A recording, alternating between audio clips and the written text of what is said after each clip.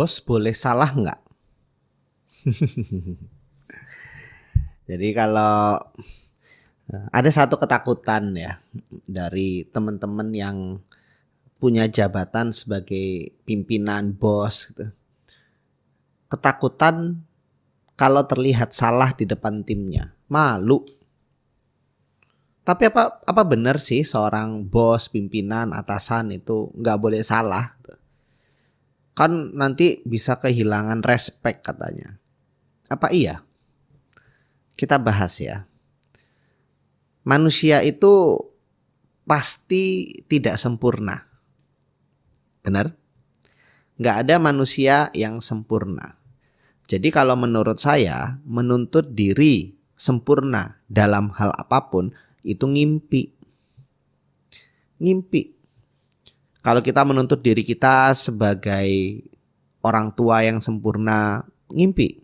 Kita menuntut diri kita sebagai anak yang sempurna, ngimpi. Kita menuntut diri kita sebagai pebisnis yang sempurna, ngimpi. Termasuk kita menuntut diri kita sebagai pemimpin-pemimpin yang sempurna, itu ngimpi. Sesuatu yang utopia, tidak mungkin kita bisa wujudkan. Dan kalau menuntut diri kita untuk melakukan hal yang terlalu sulit diwujudkan, ya disitulah kita stres gitu. Jadi kalau saya yang ditanya, boleh nggak berbuat salah? Boleh. Lah lantas kalau nanti orang nggak respect gimana? Tim kita nggak respect gimana? Respect tidak respect dari tim kita itu ternyata bukan ditentukan oleh kita berbuat salah atau tidak. Tapi ditentukan oleh apa yang kita lakukan setelah kita berbuat salah. Misal nih, saya jadi bos. Saya berbuat salah. Lalu saya malah menyalahkan tim saya. Maka itu bikin mereka gak respect. Saya jadi bos. Saya berbuat salah. Dan saya berusaha cari-cari alasan. Nah, tim kita gak akan respect. Malah sikap cari-cari alasannya kita nanti bisa ditiru tuh sama tim kita. Wah, bos aja juga suka cari-cari alasan. Udah kita cari-cari alasan aja. Tapi kalau seorang bos, atasan berbuat salah, lalu dia meminta maaf, mengakui kesalahannya, bahkan dia terbuka untuk minta bantuan kepada timnya, tolong bantu saya. Di situ justru respect. Apa iya?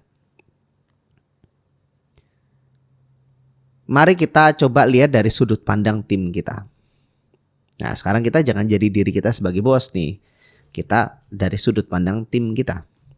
Sebagai tim, kita itu juga pasti menyadari bahwa tidak ada orang yang sempurna. Coba ingat-ingat aja deh posisi teman-teman waktu masih jadi anak buah dipimpin oleh seseorang. Pasti sama dong kesadarannya bahwa tidak ada orang yang sempurna. Iya kan? Maka saat misalnya bos teman-teman berbuat salah, lalu dia meminta maaf, maka yang biasa dirasakan oleh timnya adalah bos saya di tengah posisinya yang tinggi, yang sebenarnya dia punya hak untuk tidak mengaku salah dalam tanda kutip dengan posisinya yang tinggi. Tapi dia mau turun merendah minta maaf karena memang dia salah. Dan kemauan ini pasti akan menimbulkan rasa segan dan rasa kagum. Hebat nih bos saya. Boleh diingat-ingat pengalamannya. Jadi justru menghadirkan rasa segan, rasa kagum. Keren nih bos. Meskipun dia di atas tapi dia salah mau ngaku. Padahal kalau dia nggak ngaku salah, kita nggak akan protes juga kok. Mana berani kita protes ya. Tapi dia mau ngaku salah karena memang dia salah. Lalu nih, dalam hati tim kita akan timbul perasaan begini. Berarti di tim ini, kita aman untuk mengaku salah. Kita aman untuk meminta maaf. Nah, rasa aman untuk mengaku salah ini bagus loh buat tim. Kenapa? Karena tim saat dia melakukan kesalahan, dia akan berani bilang, bos maaf saya salah.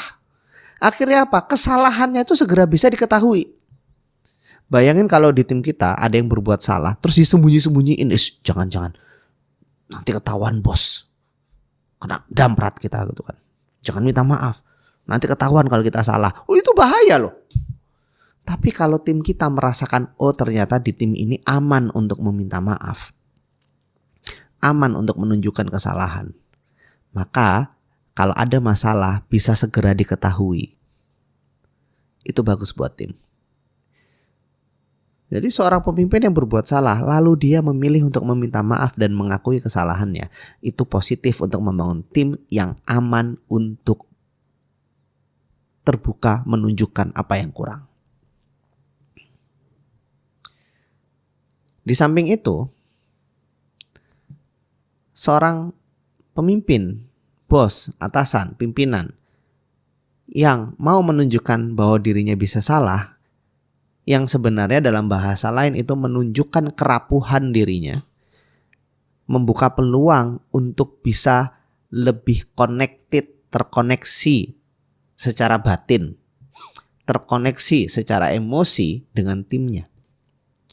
Jadi timnya akan merasa respect dan merasa dekat sama bosnya. Kenapa? Karena bosnya ini gak kayak malaikat yang sempurna gitu. Bayangin kalau kita ngadepin orang yang kayak malaikat sempurna, itu rasanya jauh gitu mau kita gapai ya. Tapi kalau orang ini, oh ternyata dia sama-sama manusia juga, punya salah kayak saya, maka akan lebih mudah juga bagi tim untuk mendekat kepada si bos ini, membangun ikatan hubungan emosional yang baik. Dan ini bisa berpotensi membantu untuk menumbuhkan hal-hal yang lebih produktif di masa depan. Misal tim kita punya ide, dia gak akan takut untuk menyampaikan, gak akan khawatir dia ngebodoh dan sebagainya. Dan ide ini bisa bagus. Saat tim kita melihat ada yang salah nih dengan yang dikerjakan, dia bisa segera ngomong, bos kayaknya itu salah deh bos. Kalau saya lihat nanti potensi bahayanya begini.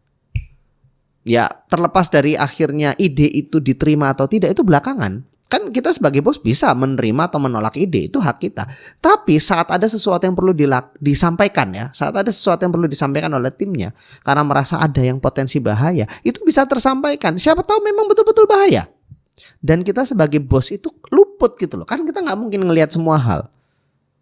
Iya kan? Kita gak mungkin ngelihat semua hal. Jadi saat kita itu tidak jadi malaikat yang serba sempurna, tapi kita berusaha membumi menjadi manusia layaknya tim kita dengan menunjukkan saya juga bisa salah, itu akan membangun ikatan emosional yang membuat tim kita bisa mau lebih terbuka dengan segala sesuatu. Itu baik buat tim. Jadi pemimpin itu boleh salah, bahkan kalau perlu tunjukkan bahwa saya bisa salah kok. Dan yang terpenting setelah berbuat salah itu, minta maaf, akui kesalahan bahkan di depan tim. Dan tentunya gak berhenti dengan mengakui kesalahan, diperbaiki. Dan kalau itu membuat tim kita rugi, ya kita sebagai bos bertanggung jawab dengan kerugian itu. Nah itu konsekuensi logis ya. Itu namanya kita jadi bertanggung jawab. Maka disitulah justru menjadi salah satu contoh pemimpin yang baik. Kita gak mungkin sempurna, tapi kita bisa menjadi pemimpin yang dekat secara emosional dan membuat tim kita terbuka justru lewat kesalahan-kesalahan kita. Saya Surya Krisnanda. Wassalamualaikum warahmatullahi wabarakatuh.